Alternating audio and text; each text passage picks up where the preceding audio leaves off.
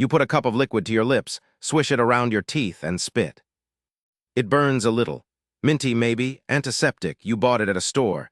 It came in a plastic bottle with a child-proof cap. Now imagine you are living in Rome.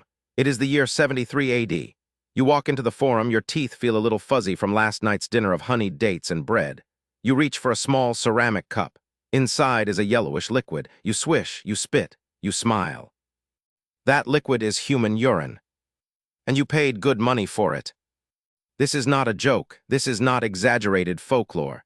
Romans genuinely used urine as mouthwash, and they did it because it worked. Not symbolically, not ritualistically, chemically. The active ingredient is urea, which breaks down into ammonia when it sits exposed to air. Ammonia is a powerful cleaning agent. It strips grease, it whitens fabric, and yes, it removes plaque and stains from teeth.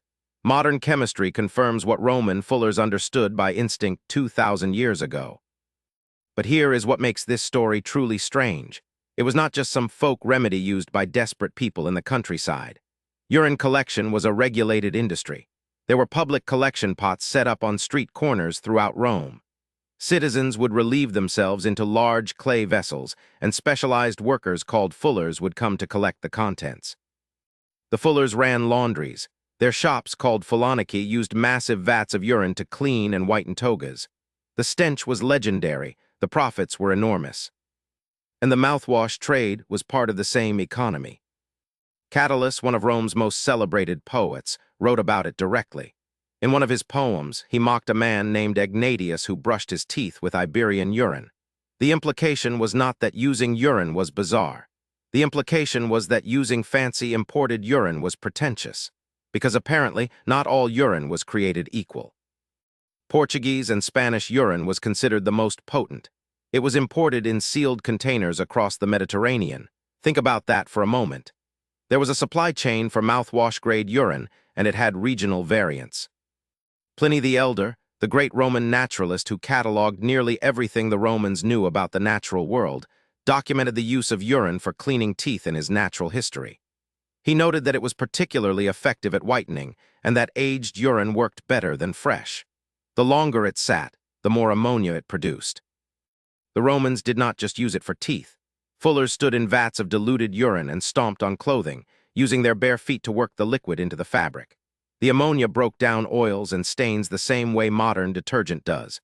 If you visit the ruins of Pompeii today, you can walk into the Fullonica of Stephanus, a large-scale laundry operation with stone basins still intact. Archaeologists have analyzed the residue in those basins. They found high concentrations of calcium phosphate and nitrogen compounds, consistent with prolonged urine exposure. This was not a small cottage industry. It was large enough to tax. And one emperor did exactly that. In 69 AD, Vespasian became Emperor of Rome after a brutal civil war. The treasury was nearly empty. He needed revenue, so he imposed a tax on the collection of urine from public urinals.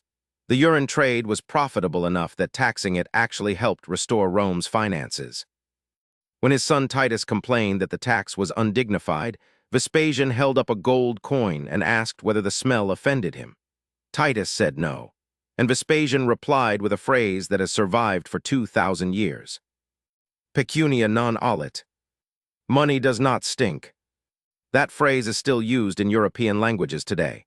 Italian, Spanish, French, and Portuguese speakers say it to mean that money has no moral odor. Its origin is a tax on pea mouthwash. Now step back and think about what this really means. The Romans had an entire economic infrastructure around the collection, transport, sale, and taxation of human waste. They understood its chemical properties without understanding chemistry. They identified which regional sources were most effective without any laboratory analysis. They built a trade network around a product that most modern people would find revolting. And it worked. The ammonia in urine genuinely whitens teeth. It genuinely removes stains. It genuinely has antibacterial properties.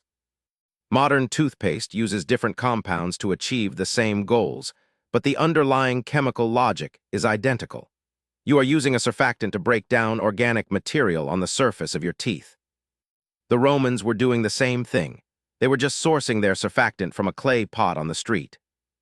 So the next time you squeeze toothpaste onto a brush or pour mouthwash into a cap, consider this. The desire to have clean white teeth is not modern. The instinct to swish something antiseptic around your mouth is not new. Humans have been doing this for thousands of years. We just changed where the product comes from. And we stopped talking about it at dinner.